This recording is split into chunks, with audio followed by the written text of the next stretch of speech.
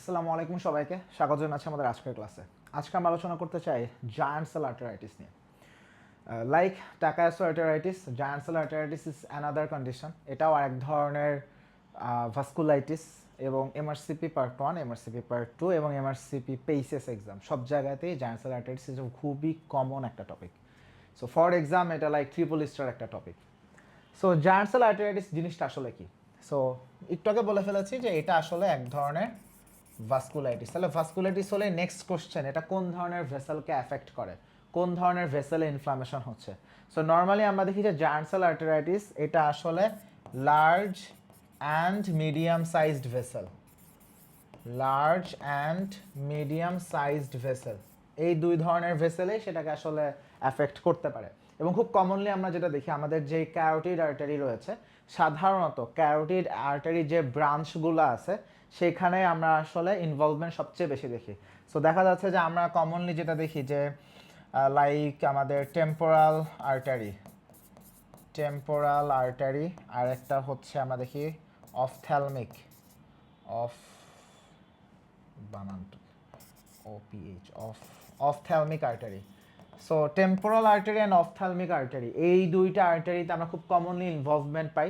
But as we said earlier যে এটা আসলে আদার যে কোনো লার্জ আর্টারি বা মিডিয়াম সাইজড আর্টারিকেও সে আসলে ইনভলভ করতে পারে।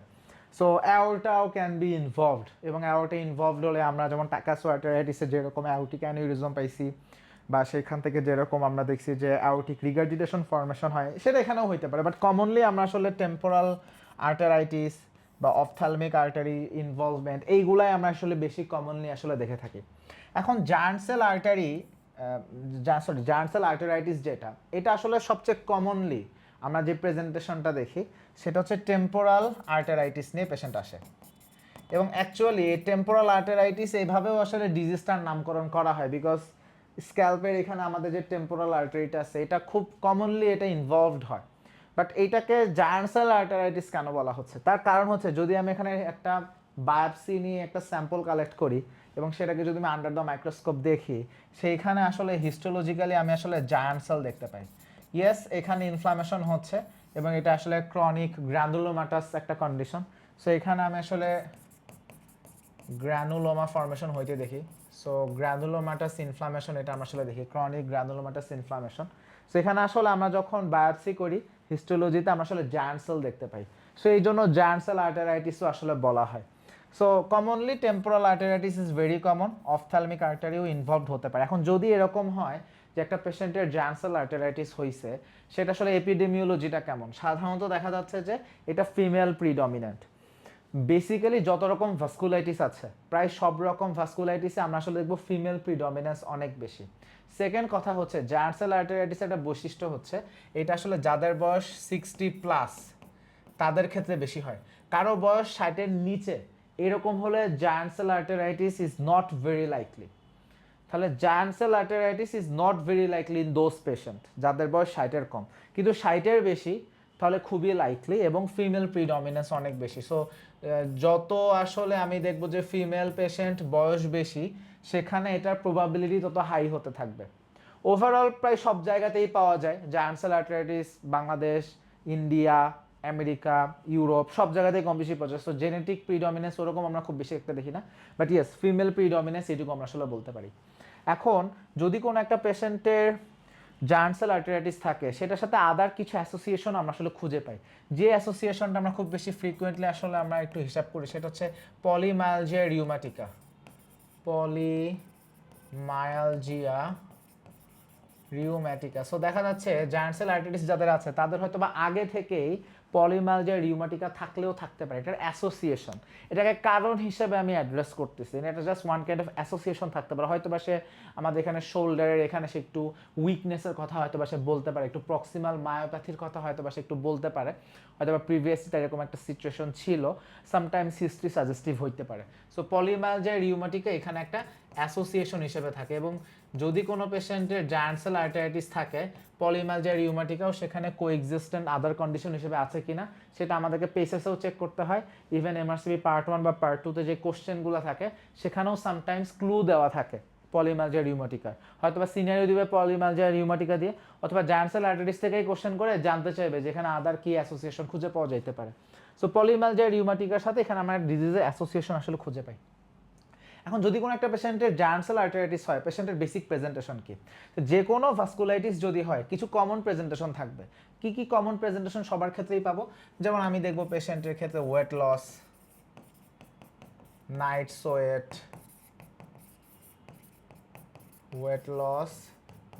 সোয়েট, অ্যানোরেক্সিয়া, অলমোস্ট যত রকম সিস্টেমিক ভাস্কুলাইটিস আছে, হ্যাঁ মোটামুটি সব জায়গাতে এটা আসলে টু সাম এক্সটেন্ট আসলে কমন।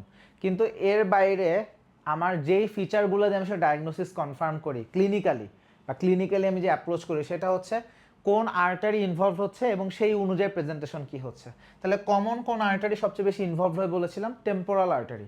সো আমাদের স্ক্যাল্পের এখানে টেম্পোরাল আর্টারি যখন ইনভলভ হচ্ছে, সো আমি সেই অনুযায়ী কিছু প্রেজেন্টেশন পাই। তাহলে একটা কি, একটা হচ্ছে স্ক্যাল্পের এখানে প্রচণ্ড পেইন হয়, তাহলে সে পেশেন্ট কি হবে? Scalp pain. স্ক্যাল্পের কোন জায়গায়? এই টেম্পোরাল রিজিয়ন, হ্যাঁ স্ক্যাল্প পেইন। হ্যাঁ ক্লডিকেশন, ক্লডিকেশন, পেশেন্ট হয়তো বা এখানে ক্লডিকেশন আসতে পারে, লাইক এখানে একটু চিরুনি দিয়ে আশ্রাইতে গেছিল, এই জায়গায় ক্লডিকেশন হয়ে গেছে। ভেরি কমন যে একটু চিরুনি দিয়ে আশ্রাইতে গেছে, ক্লডিকেশন শুরু হয়ে গেছে, এরকম হইতে পারে। তাহলে স্ক্যাল্প পেইন, ক্লডিকেশন, এর পাশাপাশি একটু হেডেকের কথাও সে বলতে পারে, ডিজিনেস থাকতে পারে, ইটস ভেরি কমন। তবে স্ক্যাল্প পেইন, ক্লডিকেশন এই দুইটা জিনিস আমরা একটু মাথায় রাখতে পারি। এর পাশাপাশি যদি পেশেন্টের অপথ্যালমিক আর্টারি ইনভলভড হয়, তাহলে সেইখানে আমরা কি দেখি? অপথ্যালমিক আর্টারি যদি ইনভলভড হয় সেখানে আমরা আসলে দেখি অ্যামাউরোসিস ফিউগ্যাক্স।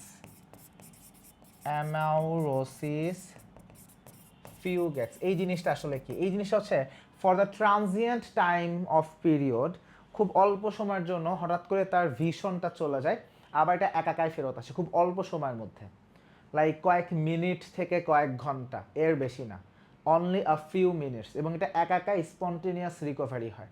তাহলে দিস ইজ অ্যামাউরোসিস ফিউগ্যাক্স। অ্যামাউরোসিস ফিউগ্যাক্স কিন্তু বেশ কয়েকটা কন্ডিশনে হতে পারে। এটা ট্রানজিয়েন্ট ইসকেমিক অ্যাটাকে হইতে পারে, এটা হাইপোগ্লাইসিমিয়া থেকে হতে পারে, এইটা দেখা যাচ্ছে যে হেমিপ্লেজিক, এটার কন্ডিশনটা হেমিপ্লেজিক মাইগ্রেন থেকে হতে পারে, জায়ান্ট সেল আর্টারাইটিস থেকে হতে পারে, এরকম বেশ কিছু কন্ডিশন আছে। Transient ischaemic attack, giant cell arteritis, hemiplegic migraine, hypoglycaemic coma, এরকম জায়গাতে হতে পারে, বা হাইপোগ্লাইসিমিয়া থেকেও হতে পারে। বাট অ্যামাউরোসিস ফুগাক্স হয় সেটা কি? For the transient period of time, তা হঠাৎ করে তার দৃষ্টিশক্তি চলে গেছে, কমপ্লিটলি সে একদম পুরাটা ব্লাইন্ড হয়ে যায়, এবং একাকাই সেটা কয়েক মিনিট থেকে আ ফিউ আওয়ার্স, এর বেশি সময় না, a few minutes to few hours, বা সামটাইমস আ ফিউ সেকেন্ডসও হইতে পারে, খুব অল্প সময়ের মধ্যে সেটা স্পন্টেনিয়াসলি সেটা কমপ্লিট রিকভারি হয়। যদি স্পন্টেনিয়াসলি কমপ্লিট রিকভারিটা হইলো, তখন সেটাকে বলা হচ্ছে অ্যামাউরোসিস ফিউগ্যাক্স। সো জায়ান্ট সেল আর্টারাইটিসে অ্যামাউরোসিস ফুগাক্স হতে পারে। কিন্তু কাহিনী হচ্ছে এইটা যদি হয়, সো এটা কাইন্ড অফ একটা ওয়ার্নিং সাইনের মতো, বিকজ জায়ান্ট সেল আর্টারাইটিসে একটা পিরিয়ড আছে যেই মোমেন্টে complete occlusion of the ophthalmic artery will result in permanent vision loss, permanent blindness. কারণ কি?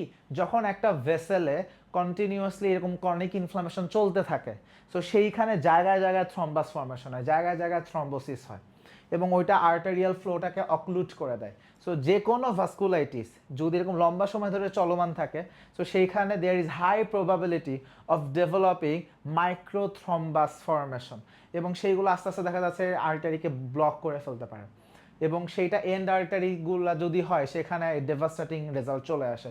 সো জায়ান্ট সেল আর্টারাইটিস আমাদের সবচেয়ে কনসার্নের জিনিস, যে যেই পেশেন্টের জায়ান্ট সেল আর্টারাইটিস আছে ওর স্ক্যাল্পের টেন্ডারনেস, পেইন, ক্লডিকেশন, এগুলো না আমাদের খুব বেশি আমরা এটা নিয়ে খুব বেশি ভয় পাই না। আমাদের ভয় হচ্ছে যদি অপথ্যালমিক আর্টারি এইখানে যদি ইনভলভমেন্টের কারণে any moment there is a high probability যে সেইখানে একটা থ্রম্বাস হয়তো বা আটকে যাবে, অথবা সেখানে নিজেই ওখানেই একটা থ্রম্বাস ফর্মেশন হবে, হয়ে একদম পার্মানেন্ট ব্লাইন্ডনেস হয়ে যাবে।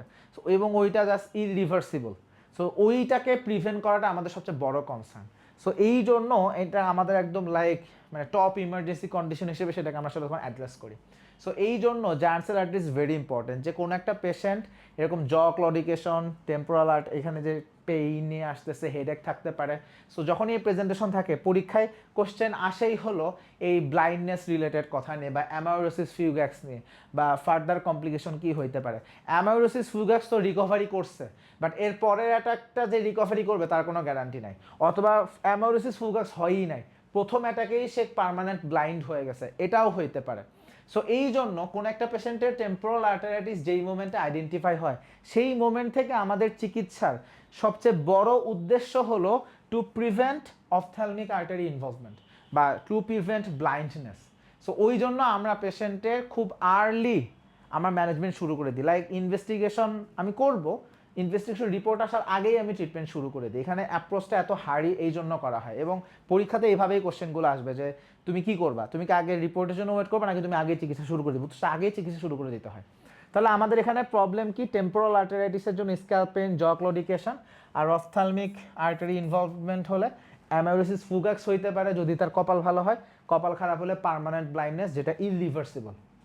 তাহলে এখন আমার অ্যাপ্রোচ কি? আমার অ্যাপ্রোচ হচ্ছে যেই মোমেন্টে আমি ক্লিনিক্যালি সাসপেক্ট করব, সেই মোমেন্টেই আমাকে হাই ডোজ স্টেরয়েড শুরু করে দিতে হবে। ক্লিনিক্যালি সাসপেশন কীভাবে হবে? পেশেন্টের হয়তো বা আগে থেকে পলিমালজিয়া, রিউমাটিকা ছিল, on the top of it হয়তো বা তার এখানে স্ক্যাল্প পেইন, এখানে স্ক্যাল্পের এখানে টেন্ডারনেস আছে বা জ ক্লডিকেশন আছে। হ্যাঁ, স্ক্যাল্প পেইন, স্ক্যাল্পের এখানে টেন্ডারনেস, জ ক্লডিকেশন, এগুলো যদি থাকে, it goes with giant cell arteritis. So যখনই এটা খুব হাইলি সাজেস্টিভ হবে, এবং হয়তো বা অ্যামাউরোসিস ফুগাক্সের একটা দুটা হিস্ট্রি সে দিলেও দিতে পারে। সো ক্লিনিক্যালি এটা আসলে ক্লিনিক্যাল ডায়াগনোসিস। এখন আমার ক্লিনিক্যাল ডায়াগনোসিস হলে আমি তখন কি করি? আমি ট্রিটমেন্ট সাথে সাথে শুরু করে দিব, বাট আমাকে ইনভেস্টিগেশনও করতে হবে। সো আমি কী কী ইনভেস্টিগেশন এখানে করতে চাই? সো প্রথম কথা, ডেফিনেটলি আমি সিআরপি, ইএসআর এগুলো দেখতে চাই, এবং ডেফিনেটলি এগুলো হাই হবে, কোনো ডাউটস নাই এখানে। এর পাশাপাশি আমরা আরেকটা কাজ করতে পারি, সেটাকে আমরা টেম্পোরাল আর্টারি থেকে বায়োপসি নিতে পারি।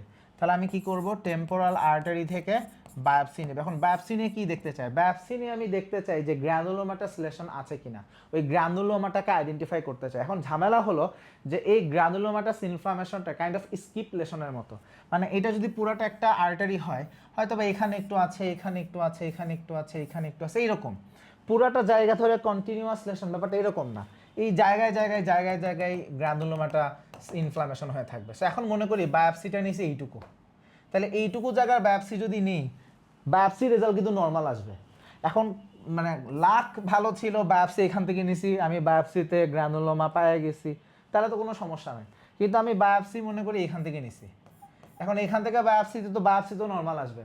সো এই জন্য জায়ান্ট সেল আর্টারাইটিস যদি আমি ক্লিনিক্যালি সাসপেক্ট করি এবং বায়োপসি রিপোর্ট যদি নর্মাল আসে, এরপরেও সেটা জায়ান্ট সেল আর্টারাইটিস হতে পারে, এবং ইটস ভেরি কমন। আমাকে মাথায় রাখতে হবে যে clinical diagnosis plus ESR, CRP এগুলো হাই থাকবে। এইটা তাহলে এইটা হচ্ছে আমার ইনভেস্টিগেশন, বেসিক্যালি এইটাই, এর বেশি আমরা তেমন কিছু করব না। এখন ইনভেস্টিগেশনের পরে আমার ট্রিটমেন্টের কথাটা আসবে। ট্রিটমেন্ট কিন্তু আমি আসলে ওয়েট করব না, আমি কিন্তু ক্লিনিক্যাল সাসপিশন যখনই হয়েছে আমি সাথে সাথে ট্রিটমেন্ট শুরু করে দেবো। সো আমার ট্রিটমেন্ট কি? আমার ট্রিটমেন্ট হচ্ছে হাই ডোজ স্টেরয়েড। সো আমি হাই ডোজ প্রেডনিসোলোন দিয়ে আসলে শুরু করি। সো এখানে হাই ডোজ প্রেডনিসোলোন দিয়ে শুরু করা হয়। সো দেখা যাচ্ছে যে পেশেন্টের লাইক হাই ডোজ প্রেডনিসোলোন বললে কথা, আমরা হয়তো অনেক সময় চিন্তা করি যে 1 milligram per KG per day এইভাবে। সো দেখা যাচ্ছে patient 90-100 milligram per KG per day এইভাবেও শুরু করা যাইতে পারে। সো হাই ডোজ স্টেরয়েড শুরু করার একটাই reason, to prevent ophthalmic complication, সেটার জন্য পার্মানেন্ট ব্লাইন্ডনেসটা না হয়, সেটাকে প্রিভেন্ট করাই আমার এখানে আসল উদ্দেশ্য। তাহলে আমি হাই ডোজ প্রেডনিসোলোন দিব। হ্যাঁ, তবে পেশেন্টের একটা সময় গিয়ে আমি ট্যাপারিং করে আস্তে আস্তে ডোজ কমাবো। আর এর বাইরে আমার স্টেরয়েড স্পেয়ারিং কিছু এজেন্ট আছে, যেমন methotrexate can be offered, but শুরুটা আমরা সাধারণত স্টেরয়েড দিয়েই করি। এখন স্টেরয়েড যার কন্ট্রা ইন্ডিকেটেড সেটা ডিফারেন্ট আলাপ, বাট সাধারণত স্টেরয়েড দিয়ে শুরু করে। এখন স্টেরয়েড দিয়ে শুরু করলে, হাই ডোজ স্টেরয়েড দিয়ে শুরু করলে, সেখানে পেশেন্টের টামি প্রোটেকশনের জন্য পিপিআই দিতে হবে, পেশেন্টের অস্টিওপোরোসিস ঠেকানোর জন্য ক্যালসিয়াম দিতে হবে। সো ওই প্রোটেক্টিভ মেকানিজমগুলো অবশ্যই মেনটেন করতে হবে, এবং পেশেন্টকে একটা রেগুলার ফলো আপেও আসলে তাকে প্রেসক্রাইব করতে হবে। তাহলে এই হচ্ছে বেসিক্যালি জায়ান্ট সেল আর্টারাইটিস নিয়ে কথা। জায়ান্ট সেল আর্টারাইটিস খুবই common for MRCP, part 1 part 2 পেসের সব জায়গাতে এটা খুব কমন। সো সবভাবেই কোশ্চেন আসতে পারে, যা বলছি, পলিমালজিয়া রিউমাটিকের সাথে অ্যাসোসিয়েশন, পেশেন্ট প্রোফাইল থেকে কোশ্চেন, ট্রিটমেন্ট থেকে কোশ্চেন, কমপ্লিকেশন থেকে কোশ্চেন, বিশেষ করে অ্যামাউরোসিস ফিউগাক্স থেকে কোশ্চেন আসতে পারে। সো মোটা দাগে এখান থেকে খুব কমনলি কোশ্চেন আসে। বেসিক্যালি জার্নাল আর্টারিটিসের রিলেটিভলি ইজিয়ার আমি বলবো, এটা আসলে কোশ্চেন দেখলেই বোঝা যায় যদি পড়া থাকে। সো এই ছিল মোটামুটি আমাদের জার্নাল আর্টারিটিস নিয়ে আলোচনা। সবাইকে অসংখ্য ধন্যবাদ।